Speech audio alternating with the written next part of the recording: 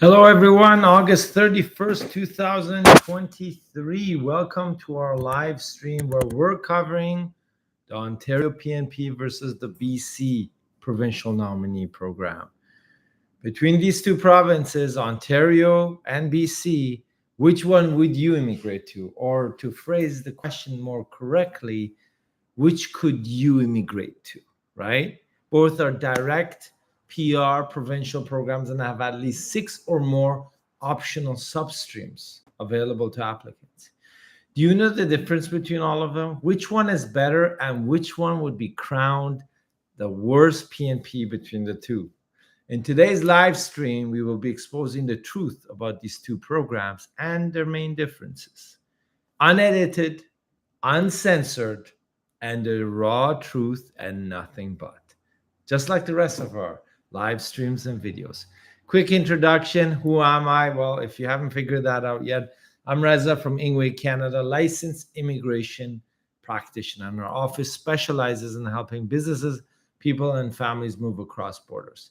Is this what I do for a living? No, I'm not an actual full-time YouTuber, but I work hands-on with our licensed team, working on actual client applications and communicating with the immigration departments overseas and inside the country, representing our clients on a day-to-day basis. Why are we posting this video or doing this live stream? Well, these are made for the purpose of sharing our hands-on immigration knowledge with our worldwide audience, including but not exclusive to existing clients, potential new applicants, and immigration consultants and agencies both inside and outside Canada. And of course, if you're thinking about immigrating, we're here to help. Get a free email assessment for eligible applicants only by filling out the form down below. And of course, if you're an active immigration practitioner or agency, we can assist you by outsourcing your back office operations. Okay, folks, we're going to come back to your YouTube questions and comments. I see them already there. Good to see everyone. We got to go through a whole comparison of these two programs. So both Ontario PNP and BC PNP are very popular destinations for immigrant applicants, right? Vancouver, Toronto, even Ottawa, all in Ontario. We're going to cover the advantages and disadvantages of each of these programs today in a side-by-side comparison so you can decide which would be a better fit for you or your family members. Here are all the substreams that actually exist between the two programs. Ontario Provincial Nominee Foreign Worker Stream, and the equivalent of that is the BC PNP Skilled Worker Stream, which is combined with their BC PNP Tech as well. BC PNP's Health Authority Stream, which is for physicians, nurses, midwives looking to settle permanently in the province and practice in BC, facilitated through the BC Health Authority. There is no equivalent in Ontario for that healthcare stream. The Ontario PNP International Student Stream, well, the equivalent of that is the BC PNP International Graduate Stream. The Ontario Provincial Nominee In-Demand Skills Occupations, right? And the equivalent in BC would be the entry-level and semi-skilled streams, which is abbreviated as BC PNP ELSS, specific to lower tier level or skill level occupations, such as tier level 4 and 5 for both provinces. Ontario Provincial Nominees Master Graduate Stream or the PhD Graduate Stream. And the equivalent of that is the BC PNP International Postgraduate Stream, which covers both master's and PhD students. And then the Ontario Provincial Nominee Program Human Capital Priority Stream, which is a non-job offer-based permanent immigration program linked to your express entry. But BC doesn't actually have a non-job offer-based program besides the entrepreneur program, which both provinces have. And then we've got the Ontario Provincial Nominee Skilled Trades Stream, which is for skilled trades, of course. BC does not have an equivalent specific program. And then we have the Ontario Provincial Nominee French-Speaking Skilled Worker Stream. And of course, BC There's no French specific program there at all. I'm sorry about the laugh, but they're too far off from Quebec for anyone to really consider French speaking substreams in BC. So we're going to compare the top 3 of these substreams for both of these provinces, because it's too many programs to compare within an hour, right? And this can help you potentially decide which one to apply for your PR. These 3 substreams which we're going to compare will be the skilled immigration stream for both provinces, the international graduate and master's PhD stream, and the entrepreneur investor programs for both provinces, side by side, in depth, and all the key highlights that you need to know, besides the obvious stuff. Okay, let's start first. No specific order, but the Ontario Provincial Nominee, Master's Graduate, and PhD Graduate stream versus BC's Provincial International Postgraduate stream. Why am I covering this first? Because these are direct PR programs. I do apologize for the background noise. Those are probably some kind of American or Canadian jets flying over me, so there is some background noise. And no, I'm not in a military base. Okay, the comparison for these 2 programs, the international graduate in BC and the master's graduate and PhD graduate programs in Ontario. If you're planning to study, here's the key differences. If you're planning to study in a business-related graduate program, such as an MBA or related fields, you have no direct PR options under these substreams in BC, but you do in Ontario. Here's the main difference of all the BC PNPs. Here's the main differences, okay? Of all of BC PNP's approved graduate programs for this stream, which lead to direct Canadian PR, are STEM-based programs, which is science, technology, engineering, and mathematics. Ontario has no restrictions on programs as long as it's in a public university, publicly funded university, and is a master's of at least 1 year or more, or a PhD program. The subject you study is not important in the Ontario PNP. In BC, they have pre-approved list of universities, colleges, which administer these STEM-specific programs that allow you to apply for your PR after graduation in that province. So it's a specific program in a specific school. So it's not a combination, I can go to this school and study anything STEM-based. No, there's a pre-approved list, okay, which is on their website, which we're going to put in on our website as well. The good news is that there's over approximately 121 graduate level programs approved for PR in BC, right? And if you're interested in, let's say, IT or software engineering or cybersecurity master's programs, basic science-based PhD or master's programs such as biology, statistics, chemistry, mathematics, environmental sciences, energy management, healthcare sciences, neurosciences, and engineering programs, then BC would be your top choice. The reason I'm claiming that if you like these programs and are eligible to apply for BC PNP International Graduate Stream is simple. After graduation, there's no points-based system in the PNP, no job offer required, and you can apply directly to the PNP office to be nominated for your Canadian PR. That's simple. The downside is that you may need some work experience, right? Well, no, you don't need that work experience in BC. So that's good. So you just graduate, you graduate successfully, you maintain your residency in BC, you apply for the PNP, 3 months later, they'll nominate you for PR and you apply for your PR through the federal state. So that's simple. Unlike Ontario, which has a points-based matrix in which you have to enter and meet the minimum draw points for its master's and PhD streams.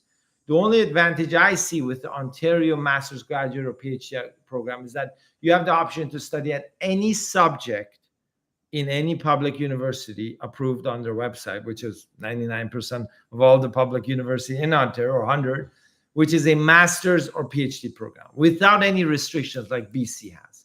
The downside is, of course, you may need some work experience and some other criteria to make sure you claim enough points to be invited to apply for your PR through the Ontario PNP pool. It's not mandatory, but if you don't have enough points, how are you going to get invited, right? So the choice is up to you which one would be a better fit for you or maybe your family members. Okay, let's cover the Ontario. This is one of my favorite. The Ontario Provincial Foreign Worker Stream and the in-demand occupation stream, which is like the skilled worker, the semi-skilled, and the standard skilled streams, versus the BC province's skilled worker stream, which includes the healthcare and the BC Tech pilot, not a pilot anymore, and the in-demand occupations in both OINP and in BC. Okay, so there's quite a little bit of a mix up here. In BC, the in-demand occupations is called the BC entry-level semi-skilled stream, which is a substream of the skilled worker stream. So these are 4 categories of skilled immigration streams for both provinces. They're split between higher skilled and professional occupations and the lower semi-skilled occupations in the lower tier levels. The higher skilled occupations in tier level 0, 1, 2, or 3 are covered by the Ontario Provincial Nominee Foreign Skilled Worker Stream. And of course, also the international graduate stream for international students who graduate from an undergraduate degree from, let's say, a college, an eligible college or university. And remember, in Ontario, you cannot do a 1-year certificate unless you meet and be eligible for PNP, unless there are very specific requirements. And the equivalent of that in BC is the skilled worker stream and the international graduate stream. What's the main difference between these 4 programs across these 2 provinces? They're all employer driven, right? So if you don't have a job offer, that means you're not eligible, right? Both provinces have specific points matrices that allow these applicants to claim points to be invited through the provincial nominee pool, right? The main difference between the skilled worker stream between the 2 provinces, which is the foreign worker stream in Ontario and the skilled worker stream in BC, is simple. If you're not in the in-demand occupations in BC, you have no chance at all at being selected. For example, if you're an accountant, cook, retail supervisor, or admin, or some kind of office occupation, then your chances are almost 0, especially if you didn't study in the province, you're not working there for several years, and you're not in some rural region. This is why I don't personally recommend the BC PNP skilled worker stream unless you're in the approved and prioritized occupations such as IT, engineering, media, and healthcare, which are listed on the BC PNP website, and we're going to post it on our website after this video. In Ontario, they're also prioritizing occupations, but the points-based system is not as skewed or biased as BC, and their occupations are always rotating and never fixed, which allows more flexibility across different industries and occupations in terms of having an opportunity to actually being invited to apply for your PR. So imagine you have a job offer, you're in the pool, but you don't have enough points to be invited, or you're not in that right occupation. How bad of a feeling is that? One of the serious, and there's hundreds of those people, by the way. And one of the serious downsides of the Ontario Provincial Nominee Program is that it does not have an employer-driven job offer stream like the foreign skilled worker stream that links to express entry. Their only program which is linked to express entry is the human capital stream, which is not a job offer-based stream. In BC, a skilled worker has the opportunity to claim and process their PR if they're invited and apply before or on arrival if they combine their valid express entry profile with their provincial nominee profile by receiving bonus 600 points upon invitation by the BC PNP. So you have your job offer, you're in the pool, you get invited, you're processed, they'll issue a nomination certificate which triggers the 600 points in express entry. And of course, if anyone knows or has done it, express entry, 4 to 6 months, you'll get your PR. This is a great feature of the BC PNP skilled worker stream, which is not available in Ontario. Quite disappointing for anyone looking to go to Ontario under foreign skilled worker or international student stream under an express entry combination to make it much faster than arriving in Canada, waiting around for 10, 12 months or more until your PR is processed while you're here on a work permit. But of course, no program is perfect, folks. We all know that. For the lower skilled occupations in tier level 4 or 5, so those are like the lower skilled jobs, it's a no-brainer. Avoid BC PNP at all costs. And if it's between only these two provinces, let's say only these two provinces exist in Canada, I hope not, Ontario PNP versus BC PNP for lower skilled or semi-skilled occupations, right? Lower skilled occupations in BC are still expected to compete against higher paying professions and jobs in the same points matrix as these occupations, which have higher language, higher paying jobs, more education, which is ridiculous. Ontario PNP has in-demand occupations where no points are required, but the occupation has to be stated on their website, such as agricultural workers, construction laborers, and so forth, right? So no points, but you got to be in the in-demand occupation list in Ontario and have your job offer, and you should have worked for them for at least 9 months, and you have the opportunity to be invited. The Ontario PNP even has a skilled trades stream, which is a points-based system. The BC PNP only has the semi-skilled and entry-level skilled occupation stream, which is very, very specific to employers in specific industries such as work, accommodation, and tourism and food processing. Beyond these occupations, you're dead out of luck and will be stuck in that province for life on a work permit.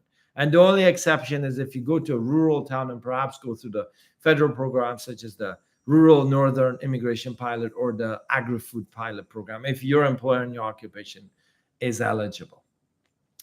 So that's key. Even if you're in the right semi-skilled occupation in BC, it's literally impossible to claim the points since you're competing in the same pool as all these other high-paying professions with much better profiles. And you're basically trying to compete for the points and being invited. And trust me, folks, when I tell you this, very difficult. And this is ridiculous. And I'm not sure why BC PNP has not updated this to give them a specific draw or points so they have better opportunity of being invited. Who knows? Maybe they don't need semi-skilled or lower skilled occupations. Hands-on between these two provinces for semi-skilled or lower skilled occupations, we highly recommend Ontario PNP. And that's between these two provinces, not between the 10 provinces and the 3 regions and territories in Canada. Remember, folks, we're always posting about these key details for provincial nominee programs and other direct PR immigration programs for professionals and entrepreneurs. And if that's what you're interested in, then you can subscribe to our YouTube channel for more deep dives. And let's look at, last but not least, BC PNP Entrepreneur or the Investor Business category versus the Ontario Provincial Nominee Entrepreneur Program for investors and business persons. Okay, here are the key differences. BC has a non-refundable of $300 just to register an expression of interest. So before you even invited or looked at, you got to pay $300 to get into a pool. Ontario doesn't charge for the expression of interest to get into the pool of entrepreneurs. BC PNP requires an in-person interview. Ontario can accept online and virtual interviews.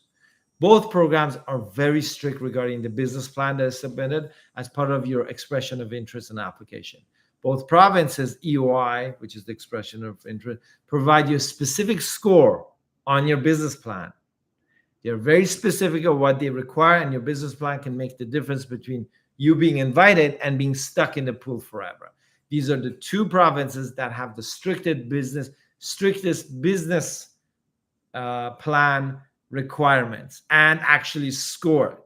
It is not mandatory in both programs to submit your proof of language exam upfront, but can be done just before the nomination stage, which is 18 to 20 months after you have had a work permit and implemented in your business inside Canada. Both allow you to buy and start a brand new business. So buy an existing business or start a brand new business, right? I apologize for the background noise here, folks.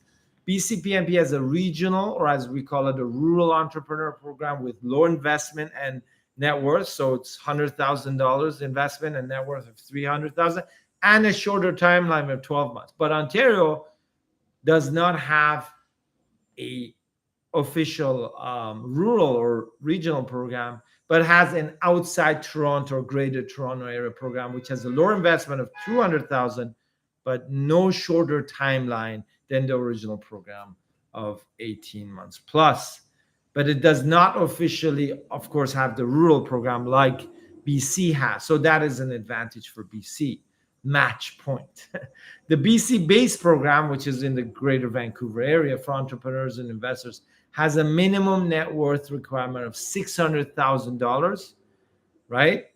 And an investment amount of $200,000. Although it's difficult to gain enough points for your expression of interest in the BC program with the bare minimum investment of $200,000. The Ontario Provincial Entrepreneur Program has a much higher investment threshold inside the Greater Toronto area. It's $800,000 net worth and $600,000 investment. That's crazy, right? But the good news is that if you're in the information communication technology industries, your minimum threshold drops to $200,000 minimum investment and $400,000 net worth, making it competitive against the BC-based program for investors. You can also apply to these minimum investment net worth amounts if you're investing in any industry outside the Greater Toronto area. So you get those lower investment and net worth if you're outside of the GTA in Ontario, more rural or regional. Both programs allow co-applicants to apply together, each having to meet the minimum eligibility criteria and investment amounts on their own. Both Ontario and BC Provincial Nominee Entrepreneur Programs have an application processing fee of $3,500 after you receive your invitation to apply and you're submitting everything, including your net worth and supporting documents, and you're proceeding to interviews and potentially the letter of support for your work permit. Both programs require net worth audit after you've been invited. This is mandatory across both programs and every single entrepreneur provincial program in Canada. It is not mandatory to have business management or ownership experience with the BC PNP Entrepreneur Stream, but it is mandatory with the Ontario Entrepreneur Program. It is mandatory to have a post-secondary education in BC unless you have previous business ownership and management experience, which means you need to have owned a business 100% 3 out of the last 5 years. In Ontario, education is not mandatory. BC PNP also has a strategic projects business program, which is for large established companies overseas looking to establish a real presence inside BC and want to move over 5 of their key management staff as part of this initiative. This program is only for serious investment and is approved or refused based on the BC province's own internal discretion. It really has to have significant benefit, and the overseas company has to be significant as well. This is not for everyone, and especially not those companies with a light budget for investment. The Ontario doesn't have this type of program. The points matrices of the Ontario Provincial Entrepreneur Program and the BC PNP Entrepreneur Program are very similar, but they are also very different. Here are the key differences of the points-based matrix for the entrepreneur investor programs for these two provinces. So to calculate your net worth and assets, in BC, you can combine it with your spouse and dependent children, right? Anything under their names or jointly, but in Ontario, that's not allowed. So it's only whatever is under your name. So even if you have half with your spouse, only your half will count towards your net worth total. In BC, you receive few bonus points if you own 100% of a business you worked at 3 years in the past 5 years. So you do get a few bonus points there. In Ontario, such bonus points don't exist, although it's only 4 points in BC that you can potentially claim with these bonus points. In BC, the PNP allocates points based on your liquid funds available in net worth, but this can be a disadvantage depending on the profile of the investor for 2 reasons. BC PNP's net worth points allocation is very granular, and it's difficult to claim maximum points unless you have over $5 million in assets. You don't need to, but you won't get as many points as you could in Ontario. And some investors, of course, don't have all the liquid funds available at the time of an expression of interest, or a lot of available at the time of applying with the BC PNP Entrepreneur. But Ontario is more flexible with that, and you can claim more points by having lower investment or net worth amounts. In the BC investment program, investment points are also very granular, and it's very challenging to obtain a good amount of points for your profile if you're investing the bare minimum of $200,000 to $400,000. So it's tricky unless you're investing significant amounts or hiring a lot of people or going to regional rural programs. Ontario, easier to gain more points depending on a $200,000, $400,000, or $600,000 investment. In the BC points matrix, it's extremely difficult to claim points beyond 4 if you're only planning to hire or create 1 or 2 jobs in BC. To claim 7 or 10 points in the BC PNP entrepreneur, you need to actually be creating 4 to 7 jobs. Okay, in Ontario, the points for full-time employment creation are much more favorable for entrepreneurs and a little bit simpler. Considering all the disadvantages of the BC PNP points, it still does not offer higher bonus points for investing outside of Vancouver region. The points are max 6 to 12 points, which seem quite low to go out into the rural parts, but you can gain way more points if you have higher net worth or investing more. So they're not really giving a big advantage to people who are investing outside of the greater Vancouver area, which is a bit odd. 6 to 12 points max. In BC, education is mandatory, and you will not be able to be invited or qualify for this program if you do not have at least a 2-year post-secondary diploma or degree or an associate degree. The only exception is if you have had ownership experience of a business, 100% ownership 3 out of the last 5 years. That's the only exception. In Ontario, education is not mandatory. You can claim bonus points, but it's not mandatory. BC PNP allocates points for your age. In Ontario, no age points. So it means if you're 99 years old or 18, it's the same thing. They don't care about your age. But BC seems to like to discriminate against your age. In Ontario, you can claim higher points versus BC if you can achieve higher language exam scores, right? It's better and easier. So there's more points allocation if you can achieve higher score. In BC, you don't get as many bonus points by having a higher score. In BC, you can claim more points than Ontario for an exploratory visit in the past 12 months. So that's a bonus. In BC, it allocates Canadian work experience points for your profile, but Ontario doesn't. So what does this mean? You can buy or start a business in BC through a postgraduate work permit, open work permit, ICT or C1011 LMIA exempt work permits, right? Or any other type of specific LMIA exempt federal work permits, and then convert to or transition to BC PNP entrepreneur stream and claim these bonus points because maybe you've been running the business for a year, but you need to have ownership. Although these bonus points do not exist in Ontario, you can still transition to the Provincial Nominee Entrepreneur Program from a work permit if you were here in an ICT or some kind of LMI exempt work permit, or even LMI if you qualify for the Ontario program. Anyways, which of these 2 investor entrepreneur programs do you think is the right fit for you? Considering all these highlights and the comparison. It all depends on your points matrix and what your expression of interest indicates. So you need to reverse engineer, calculate all this before you actually commit to applying. They are both very similar programs, the entrepreneur programs in both provinces, with some key differences as we covered in this video. If you qualify and believe you're ready for any of these entrepreneur programs, we can do a pre-assessment for qualified applicants only. Our office only engages with serious business professionals and entrepreneurs who have the eligibility criteria and the budget to apply for such programs. So if you're serious, so are we. I hope the above has given you some insight into the provincial nominee programs between these 2 provinces and which one would be the right fit for you, your family members, or maybe your clients if you're an immigration practitioner. No matter if you're a skilled immigrant, semi-skilled, international student, or entrepreneur, all the options are available. You just need to do your homework before you go to that province.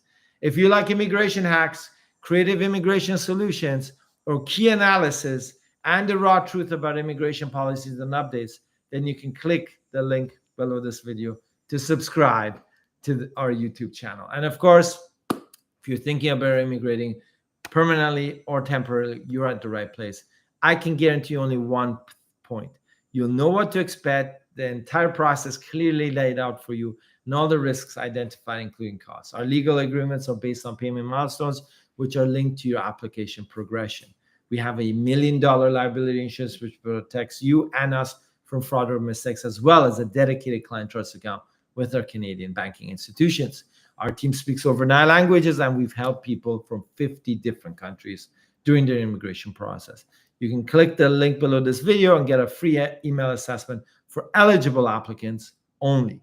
And if you're ready to apply and would like a one-on-one session with me or any of my immigration team members, you can book a session as well directly using the consultation link in the description of this video. And of course, if you want to take our immigration knowledge for a test drive before you book a one-on-one consultation with me or my team, then you can tune in to our YouTube channel every Thursday, 11 a.m.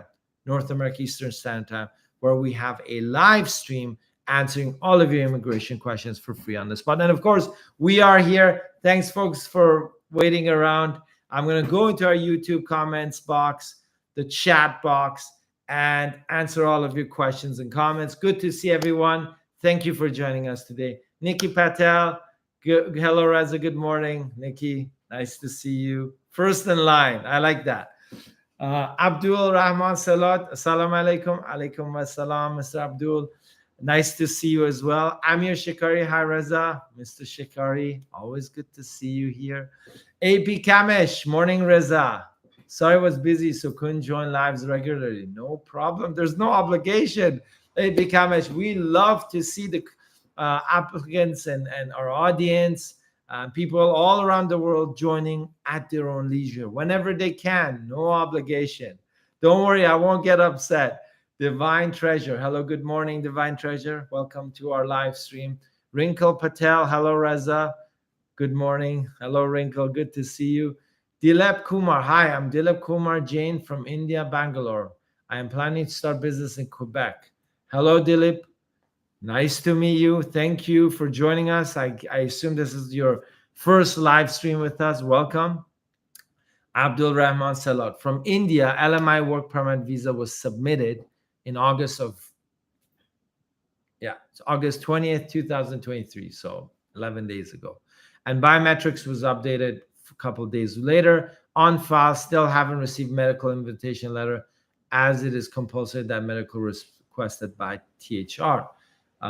Yes, so if you've just applied recently, a work permit can take, several months. Abdul. So it could take a month, 2, 4 months. It depends on the occupation, right? Because certain occupations are fast-tracked in IRCC, but they're typically not, they're quite limited. However, what you can do is wait around, because the standard processing times would be anywhere from 2 to 4.5 months, right? That's typically from India for work permits. But it depends. Some people getting it much faster, some people getting it slower. Fatoyimbu Jean Fato. Hi, Reza. Good to see you again. Hello, Fatoyimbu. Thank you. Welcome to the show. Ring Patel. I applied in September 2021. So should I apply for a work permit or have to wait for my PR process? Wrinkle. I'm not sure which program, but if it was a PNP, you usually get a faster PR processing if you're inside the country with a work permit, or you link it to your express entry profile. But I assume that's all over, you're past that point. And I'm not sure if you actually applied for the PNP. Nashwan Ali. Hi, Reza. If someone lives in Canada for more than 1 year and IRCC requests updated police clearance certificate, does that person still need a new one, or the old one from home country can be used? You do need a new one from the countries that you lived in for more than 6 months or more from the age of 18 onwards. AP Kamish, hi Reza. So what's the points cutoff for OIMP master stream now? I forgot what the points are, but last time I checked, it was around the low 50s. I haven't checked recently, but that was the maybe a couple weeks ago, the low 50s. AP Kamish. And also my program is a 1 year long. Will get my Canadian education experience points. If I meet the points cutoff, do I need a job offer? So if you do the graduate stream, a 1 year is fine as long as it's an eligible university, and they have a specific points matrix, AP Kamish, for the master's graduate stream. So, where you studied, if you're working, how much you earned, what's your language, what subjects you actually studied. So you get specific points for that. Not exactly Canadian education experience, but it gives you points based on what you studied, where you studied, and a whole bunch of other non-education points. So you got to calculate those. And remember, only possible for master's or PhD in the approved list of university and OIMP. If you're just applying for the international student stream, which I know you're not, but generally our audience, remember, a 1-year program, like a certificate of 1 year or postgraduate certificate or diploma from a college, would not be eligible unless there is a prerequisite of having an undergraduate degree to be admitted to that program. So OIMP is quite specific about that, but the master's, graduate, PhD, they've got their own structure, and that's a good program. Fatoyoenbu John Fato, I have a question on SUV, startup visa.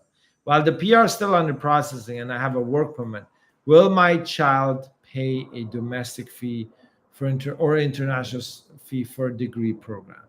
While you're here on a closed work permit, your child, dependent child, can be eligible to pay Canadian tuition at eligible post-secondary institutions inside Canada. So high school and elementary, everyone knows, whatever work permit you have, your child can go to public schooling for free. But with the closed work permit, like a startup visa work permit, as an example, certain universities, like University of Toronto, Metropolitan University of Toronto, I think that's their new name, York University, George Brown College, Seneca, UBC in Vancouver. These are universities and colleges that participate in the program that allows you to pay local tuition fee, Canadian tuition fee versus international student. So you gotta be going to the right university or college. Remember, not every university in Ontario or across Canada participates in that program. I've checked many of them. Many are not participating in that program, especially in Alberta, Nova Scotia, or even in Ontario. When you check Windsor University, they're not even participating in that program. Okay, Nashwan Ali, what is the time frame given by IRCC to applicants under the startup visa to respond to inquiries like filing forms, progress? Can someone expect timelines less than a month, like 1 or 2 weeks? So typically the standard is 30 days, Nashwan Ali. You are allowed to request an extension if there's certain circumstances that you need to get your documentation in order, or maybe there's some specific circumstances that you cannot respond 30 days. Sometimes they put it for 7 days or 14 days. I've seen that as well. So it depends on the request. So sometimes you just put 7 days, but you can request longer. Technically, it should not be less than 30, but I have seen many 7 and 14-day requests. So be careful with that. Serion, hi Reza, I'm enrolling next year in a certificate program. Found out I can apply for BC PNP directly after graduation with a valid job offer with the international graduate stream. What are your comments? Correct, Serion. The undergraduate international graduate stream allows you to apply if you have a job offer from an eligible employer inside Canada, which means they've been registered for 2 or more years and they have 5 employees on payroll.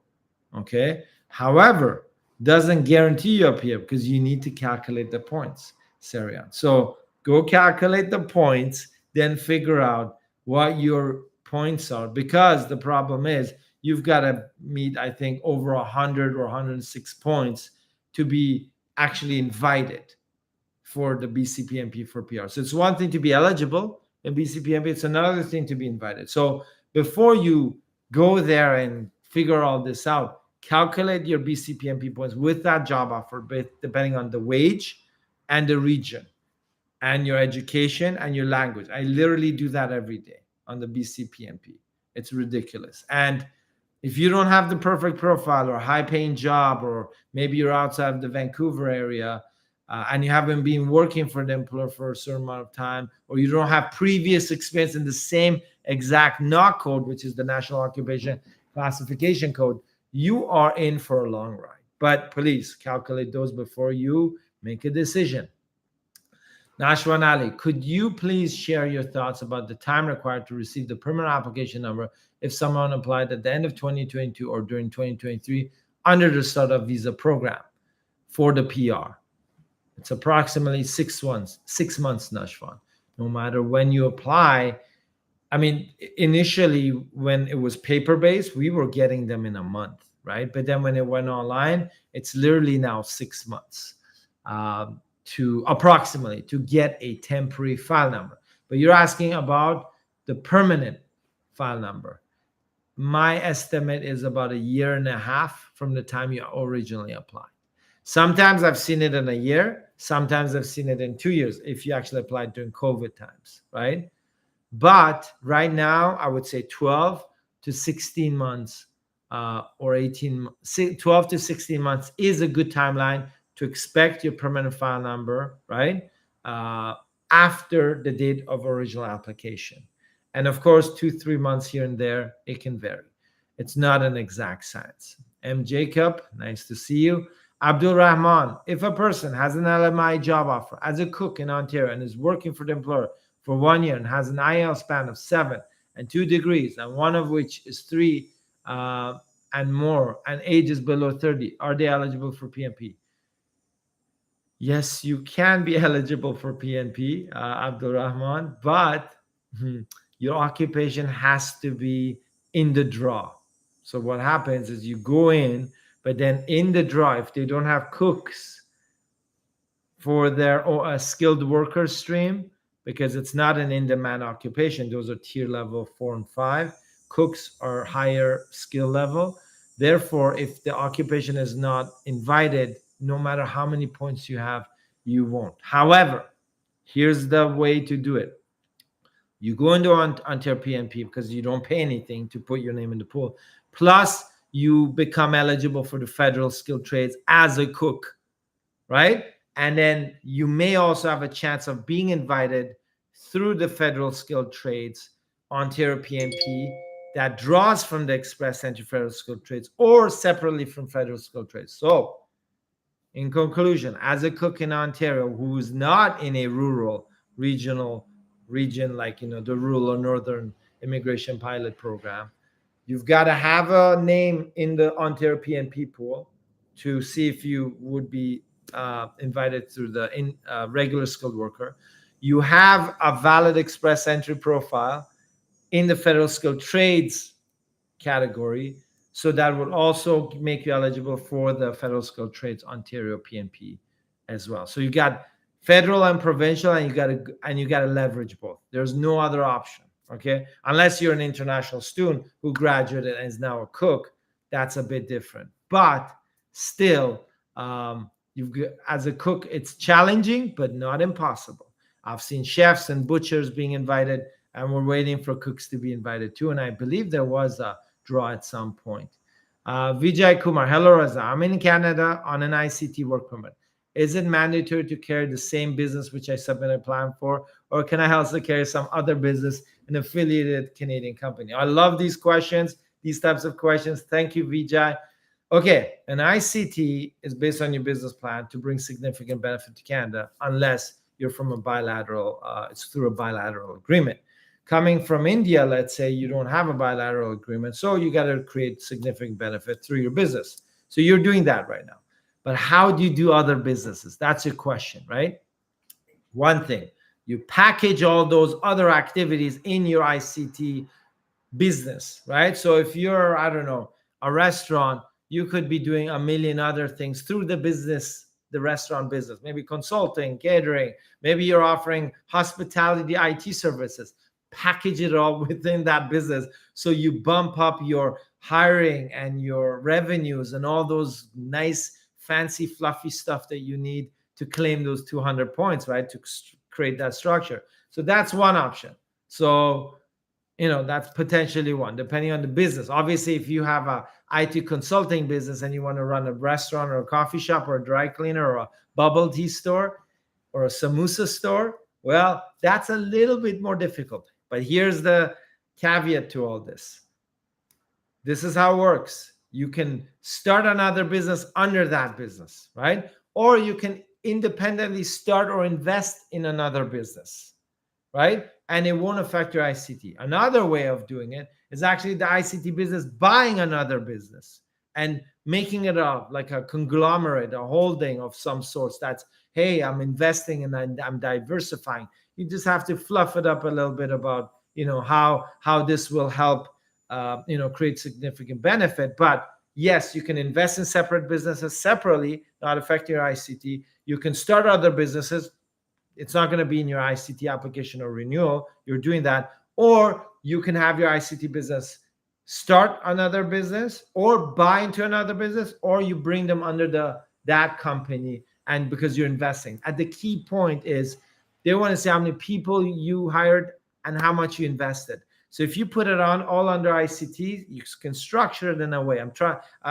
Trust me, even if you have an engineering consulting firm, I'm sure there's a way to spin it off why you started a coffee shop. But at the end of the day, they won't even see that you started a coffee shop, because if you bring it under the same business number and payroll, you got to talk to your accountant. They just see revenues and payroll numbers. That's it, right? So you've got to have some imagination, creativity, but it's possible, Vijay. You just have to make sure it doesn't hurt your application, but it will actually help your application. So the technical answer to your question is yes, possible. And then the fine print is all that stuff I just mentioned. So be careful, but definitely a good way to proceed. El Fatih Khalid, hello Reza from Abu Dhabi. First time to join the live YouTube. Nice to see you, Afid Khalid from Abu Dhabi. Very nice. We love our colleagues from expats from UAE joining us. Carlos Faleros. Hi. How many points to be competitive at International Student Stream in Ontario for general draws? I don't have the exact points right now in my head, Carlos, of how many points you need to be competitive. Because there's so many points in system. Sometimes it just slips my mind. So unfortunately, I don't have exact. It's all on their website. So just go to the Hunter PNP, go to updates, and then they have all their draws, and then search on your browser, put keyword international, and then that'll give you the international student stream, right? So you can see all the draws. But unfortunately, I don't remember it off the top of my head, and I do apologize. Abdul Rahman Salot, is it compulsory that the IRCC will ask for medical exam if person apply for LMIA work permit from the countries like India, Pakistan, Vietnam, China? Many countries require, and it is mandatory to have a medical, but many countries are exempt. So IRCC has that list, and when you do your work permit application, it will also put it in your checklist. So make sure you double check. If it is, I always suggest to do an upfront medical with your application submitted and not wait for the medical itself. It saves time. Trust me. AP Kamesh, it's a master's graduate business program from top 3 business schools. I don't want to disclose because it's public OFC. So yeah, let's say I meet 50-ish. I won't need an active job offer. I'm in Eastern Ontario. Yeah, for sure. A job offer is not mandatory. If you're in the, and again, it's on the OINP draw website, right? But low 50s, definitely a good chance. But remember, when you file your taxes, they also give you points, which is the only province I've seen. They also give you points on how much you've declared as income in the last several years while you're here, no matter if you've worked or not. So sometimes you can just claim, because here's a quick fun fact, folks. You can actually claim and pay taxes on income you've never earned, because the CRA here loves to just take the taxes. They're never going to ask you, hey, you didn't earn all that, why are you paying your taxes? They will never ask you that. So obviously it's not for everyone, but keep in mind, because later on when you want to sponsor your parents or grandparents, they also look at your income. And if you're converting to PR and you want to sponsor your parents or grandparents, got to think about those income levels for the past 3 years. Nishwan Ali, hi Rez. If someone and his partner are members of the SUV team, should both apply for PR separately, or one of them can apply and the other apply as a dependent? Thanks for answering my question. So Nashwan, when you are a dependent, you cannot be a separate application under any program. So let's say you have a startup, theoretical, you and your spouse, and you will pick one person to be the main applicant who will own more than 50% of the business. The other person will not be a separate application. The spouse will be part of your application, right? They're a dependent, so you cannot apply as spouses to separate PR applications. They'll withdraw one, by the way. So pick the one that has the strongest profile for that business. Put the spouse as a dependent, but remember, the main applicant has to control more than 50% of the startup business. So that's a small technicality you got to be careful about. Rinka Patel, sorry, I forgot to mention about program I applied for SUV. Wrinkle. Okay. Going back to your question, I applied in 2021. Should I apply for work permit or have to wait for my PR? You can if you have a valid letter of support. So you can ask your designated organization to reissue a letter of support. Make sure they update all the key milestones and progress you've made in the commitment certificate. You can apply for a work permit if you wish to, or you can wait for your PR.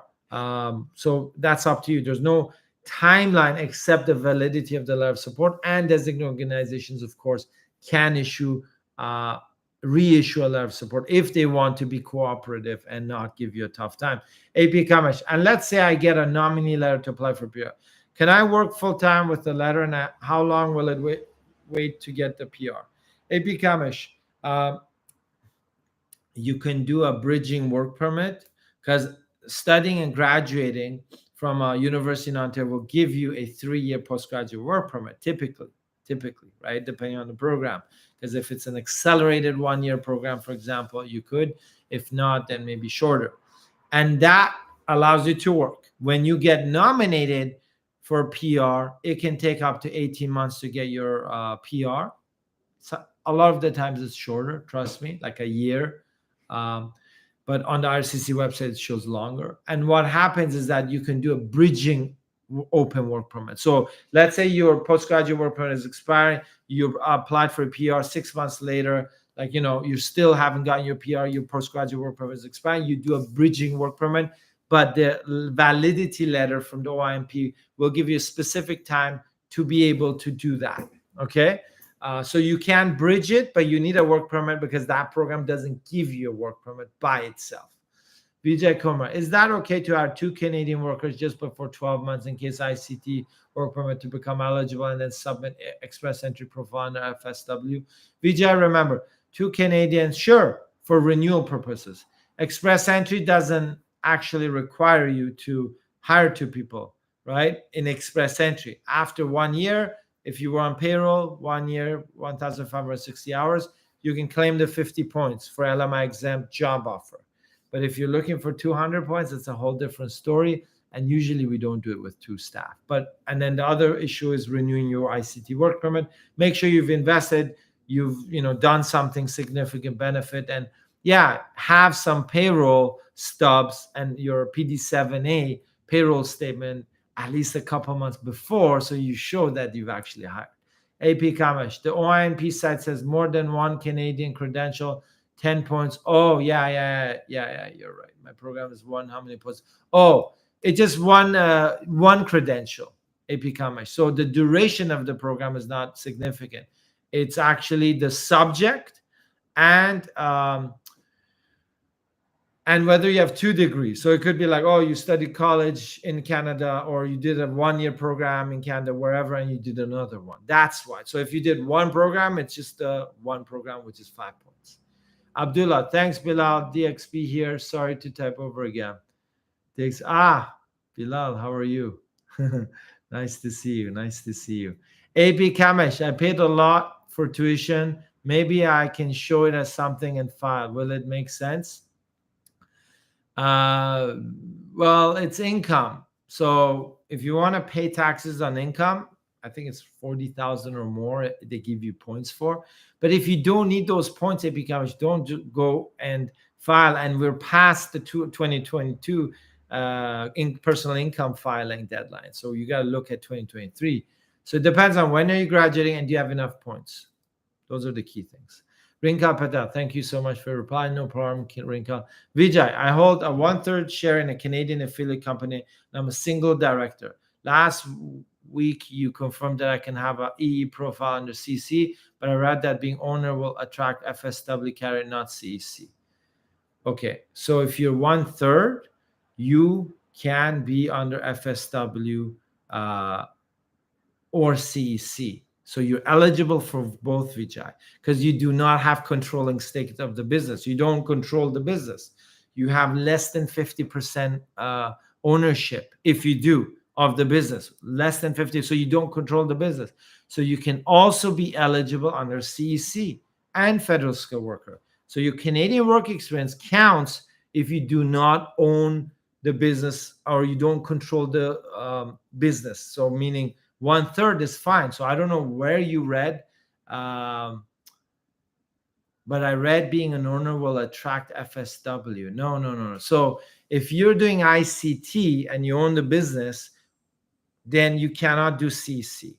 If you're on a work permit and you don't own the business outright, right, then you can apply for CC. But again, who owns the rest of the 2/3? If it's your spouse, yeah, they'll have a problem. They won't accept your CC, right?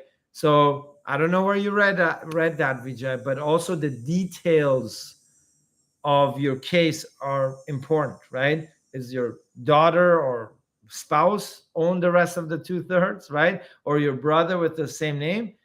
Yes, IRCC can challenge that. But if you've got like a joint venture partner with some other entities or people, you are eligible to claim Canadian work experience points under that. Okay.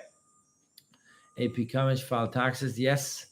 Omovale Ayenuro. What's the best program for investors? There's a lot of programs on Vale. Usually investor LMIAs, fast track executive PR programs. There's a lot of good programs out there.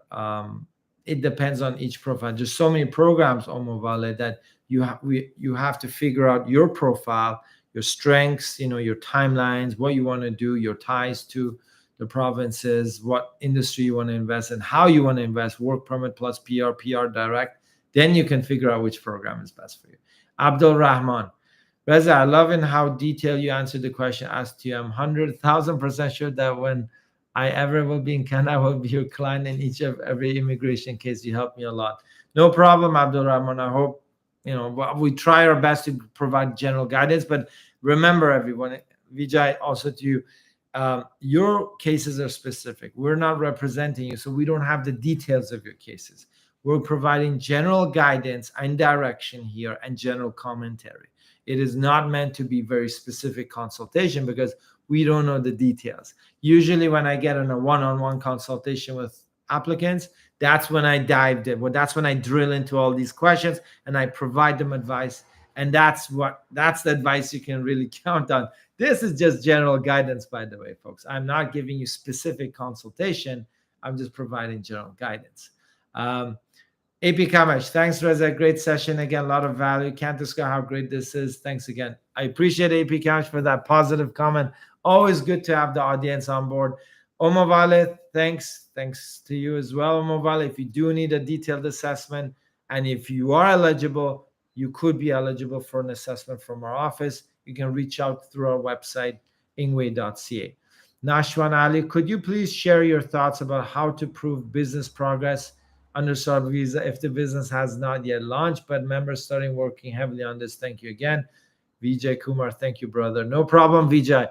I hope there wasn't any confusion, Vijay, in your case, but you can be eligible as long as your family doesn't own the rest and you don't own the rest. Okay, so you are eligible under CC.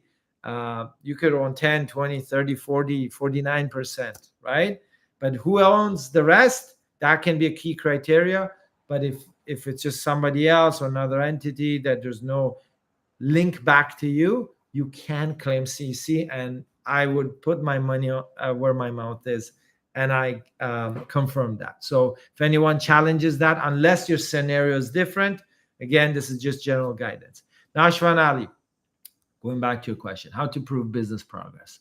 So you got to hit milestones, right? Have you invested? Have you hired? Do you have an MVP? Do you have a product or solution that's ready, right? Have you engaged with potential partners for distribution or early onboarding customers or a pilot project, right? Maybe you've paid people to develop, or those payments and contracts are important. We need wireframe snapshots. Where's the product? If it's a software, if it's a hardware, have you started purchasing or identifying vendors? Just to give you a few ideas. But again, that's actually a good topic. Maybe I should put that. How to prove business progress. I'm going to call how to prove business progress under the SCV if the business has not launched yet. Yeah, that's a good question.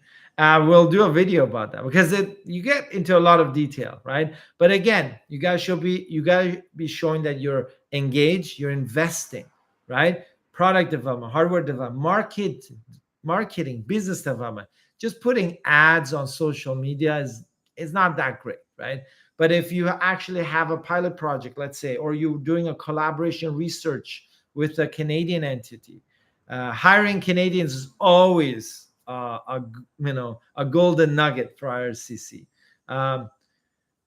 Okay, Vijay Kumar, an Indian company and Canadian company. Ooh, that's an interesting one. So your brother will have the same name. So IRCC may challenge that. Okay, I've seen it happen. So sometimes they don't challenge it for the CEC, but sometimes they do. So I had one case. Well, I didn't have a case. It was a public. It was a court case. It went to judicial review.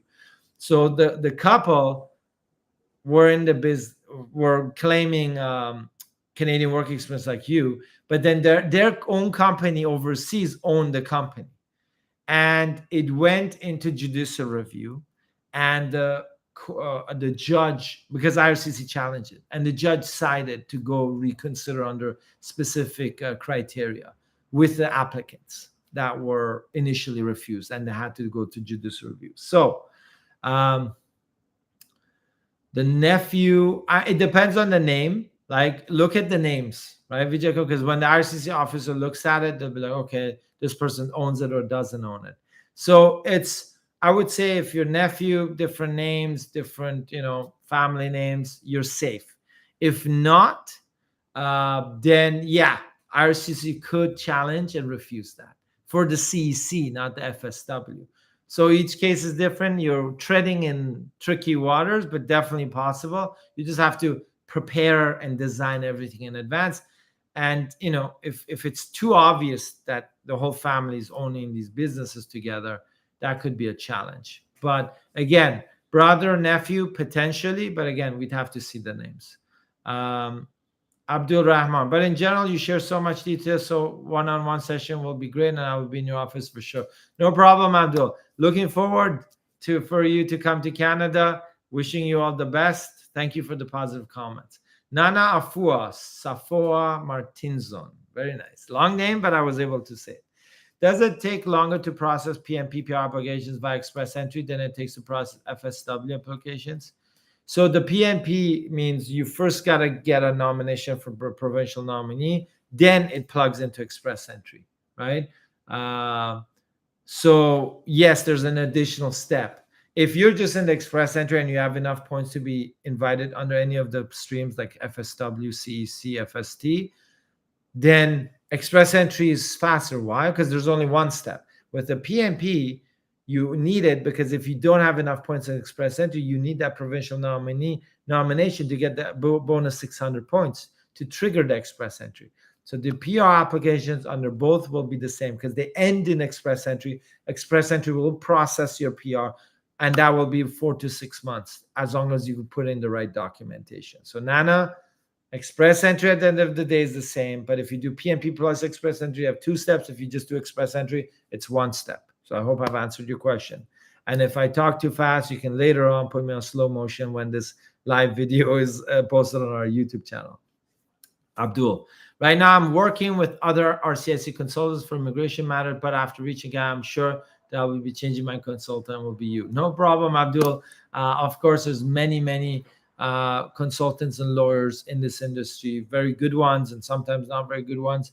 So as long as they know what they're doing and they're helping you, that's the key. Not everyone has to work with me, right? It's not mandatory for this YouTube live. Vijay, Ravi Singla, Jayant Singla. Okay. As long as in all of your, okay, so it looks good, Vijay. My son has 481. Okay, so it looks good, Vijay, but I want you to go through all the birth certificates, the business documentation, IDs, passports. I do not want to see anything overlapping between these names. If not, then yes, you can claim CEC. Okay, so it's all conditional, subject to that. My son has 481 CRS score with 1 year experience in Canada. What are the chances? Sorry, I'm asking too many questions. No, Vijay. There's no sign saying you can only ask 3 questions per live. It's just a time limit. So we're going to wrap up very soon. But okay, what are the chances? 481 is good. I think I have our marketing coordinator. I think he's around 480 something. Or no, he's over 500 now. But he was at 470, 80, right? We have a lot of clients and applicants who are at that range. They have a chance. But if your son, I hope your son is below 29 because he's going to lose points after the age of 29, 5 per birthday. But if he's at 481 and he can maybe, so it's good to be in the pool. Highly recommended. 1, CBS category-based draws, right?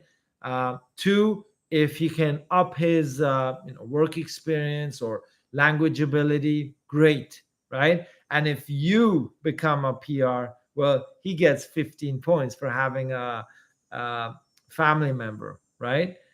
In Canada, that's a Canadian PR. So 481, definitely 100% worth it, but try to see what else you guys can do in the next 12 months to boost his points. But 100%, it's there. It's just on the edge. You know that, and I know that. Fato Yinbu, John Fato, what's the process of transferring a child studying in Canada from province A, where he's studying in another university in province B, upon the parents obtaining a work permit on our SUV program? You get your work permit. You have a business in that province, you want to bring your child over, you have to get an admission, right?